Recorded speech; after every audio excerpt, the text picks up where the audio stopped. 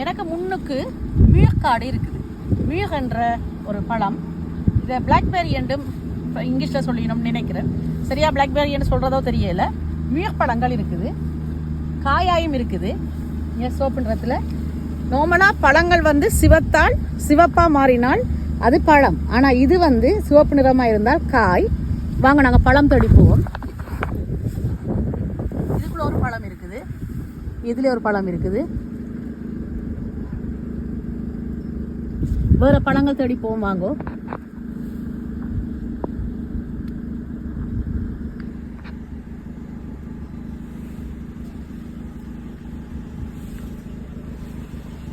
இங்க பழம் இருக்குன்னு பாப்போம்.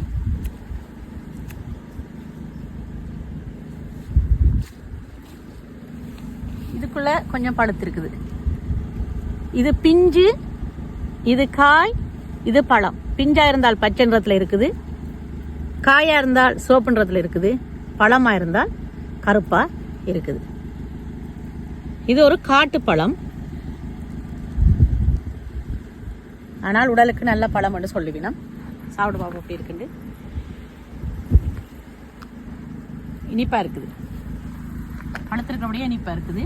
அதோட சுத்தமான இடத்துல இருக்கிறபடியா இதை கழுவியும் சாப்பிட தேவையில்லை. கடலுக்கு அருகில இருக்குது, அந்த பக்கத்துல கடல். இங்கால